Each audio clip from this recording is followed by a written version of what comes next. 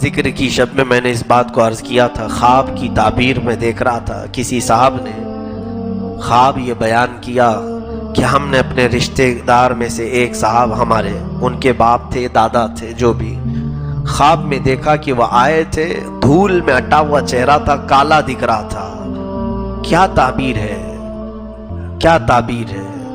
تو ہر ایک کی تعبیر الگ ہوتی ہے خوابوں کی۔ میں نے پوچھا کون تھے؟ کہا ہمارے جو بھی ان کے رشتہ دار فلاں تھے، پابند تھے، عبادت کرتے تھے، سب ٹھیک ٹھاک تھے، اور ہم نے ان کا جنازہ اٹھایا ہے، بڑی شان سے ان کو دفن کیا ہے۔ تو میں نے جب کتاب اٹھایا تو میرے ہاتھ کانپنے لگے۔ پڑھا میں تو یہ علامت تھی کفر پر موت ہونے کی۔ اللہ اکبر! کسی میت کو خواب میں اس حالت میں دیکھنا کہ اس کا چہرہ کالا ہے، روایت میں ہے کہ اس کی کفر پر موت کی علامت ہے۔ تو ڈر لگنے لگا۔ حج مسجدوں میں تو ہم آتے ہیں، موت آنی ہی ہے، آنی ہے، ہر ایک کو آنا ہے۔ کہیں ایسا نہ ہو کہ مولا ہمارے برے اعمال سے ناراض ہو کر ہمیں وہ کالی موت دے دے جس کے بعد چہرہ کالا ہی رہے گا۔ یوم تسود وجوہ، قرآن میں ہے قیامت کے دن کچھ چہرے کالے اٹھائے جائیں گے، اتنے کالے کہ رات سے بھی زیادہ کالے ہوں گے۔ ان کے کالے پن کو دیکھ کر دہشت داری ہوگی۔ یہ کون لوگ ہوں گے؟ جن کی موت کفر پر ہو گئی، ایمان پر موت نہیں ہوئی۔ عزیزان گرامی، اتنی خوش فہمی میں ہم آج جیتے ہیں، نمازوں کو چھوڑ کر بستروں پر ایسے لیٹے ہوتے ہیں۔ میں دیکھتا ہوں اتنے بڑے محلے میں اتنی بڑی مسجد خالی کیوں رہتی ہے؟ کیا مرنے کا کسی کو خوف نہیں؟ ابھی چند دن قبل ایک صاحب، ان کا انتقال ہوا۔ کیسے جانتے ہیں آپ؟ 40 سال کی عمر ہے، بڑے بزنس مین تھے، بڑے بزنس مین۔ ان کے بچے ہمارے پاس آتے ہیں، کہا کہ ابا رات کو سوئے، صبح اٹھے ہی نہیں۔ اٹھنے کا معمول تھا صبح 8-9 بجے، لیکن اس دن وہ 11 بجے تک سوتے رہے۔ 11 بجے تو جب اماں نے اٹھانا چاہا تو جسم پورا ٹھنڈا تھا۔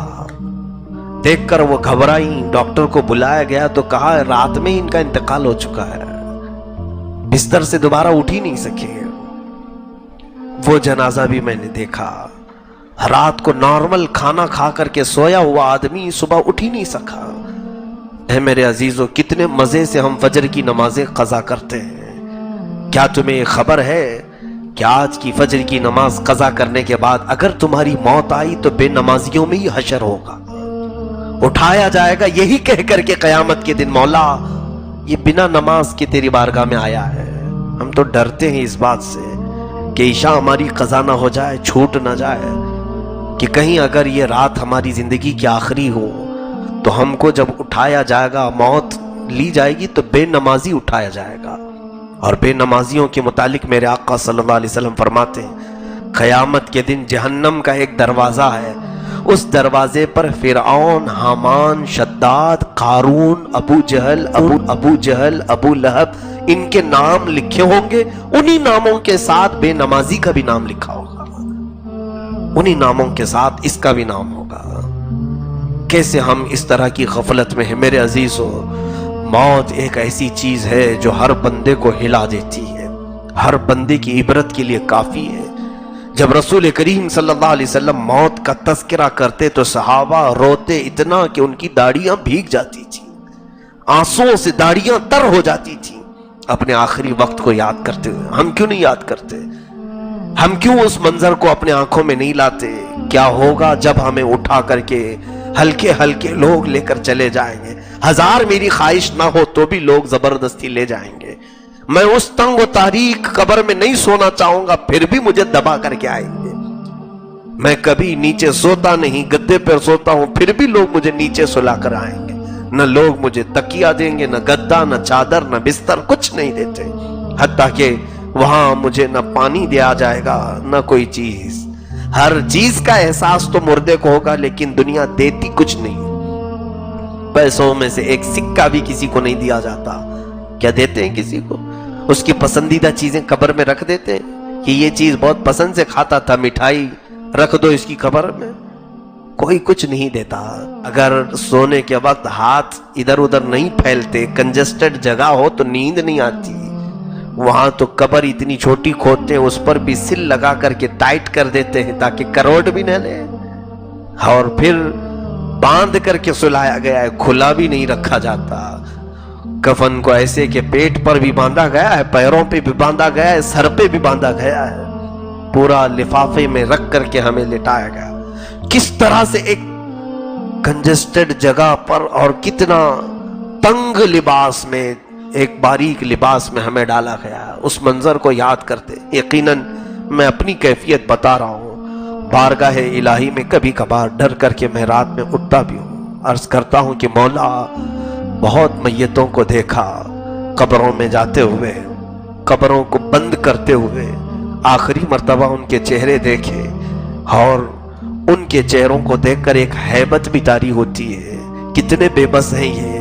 کبھی جب طاقت تھی تو مکہ بھی آزماتے تھے، جب زبان چلتی تھی تو ہر ایک کو چھلنی بھی کرتے تھے.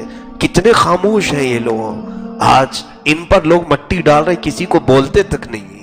اتنے بے بس ہیں یہ کہ ان کو کچھ بھی ہلایا جلایا جائے یہ کسی کو ڈانٹتے بھی نہیں، کسی کو اف تک نہیں کہتے. اور لوگ بڑے مزے سے ان پر تختیاں بند کر کے، وہ دوست بھی غائب ہوتے ہیں جو ان کے لیے رات رات بیٹھتے تھے. 5 منٹ کوئی قبر کے پاس بیٹھتا نہیں. ہماری قبر کی پہلی رات کیسی ہوگی، دوسری رات کیسی ہوگی، تیسری رات کیسی ہوگی. وہاں صرف اور صرف ملائکہ سے ہمارا آمنا سامنا ہے، کسی سے نہیں. ہماری کیے ہوئے کی تمام چیزیں انہیں بتانا ہے. ان کی مار کھانا ہے، یا ان کے کوڑے، یا ان کے بھالے، یا ان کے گرز جو لوہے کے وہ سینے پر مارتے ہیں تو 2 میل اندر جاتا ہے، 2 میل اندر جاتا ہے. وہاں سے وہ کھینچتے ہیں، نکالتے. یہ تمام کیفیات کو ہمیں جھیلنا ہے. اس لیے دعا یہی کیا کرو کہ مولا موت سے چھٹکارا تو ہے نہیں، لیکن اچھی موت عطا فرما دے. اس کے بعد تو سکون ملے. اس دنیا میں کون سا سکون ملا. اسی لیے ہم بار بار دعا کرتے ہیں کہ میں نے دیکھا ہے سارے قبرستانوں، بہت قبرستانوں میں گیا، بہتوں کے جنازے پڑھا ہے، دفن میں بھی شریک رہا، لیکن میری زندگی میں میں نے صرف ایک ہی قبرستان کو دیکھا جہاں زندہ بھی سونے پر فخر کرتا ہے، وہ جنت البقیع ہے. میرے آقا کا پڑوس قبرستان ہے. ایسا ہے کہ میں دن میں بھی وہاں گیا، رات میں بھی گیا. اتنا با رونق قبرستان کہ سچ بتاؤں ابھی اگر کہہ دیا جائے کہ لیٹ جاؤ تو خوشی سے میں لیٹ جاؤں.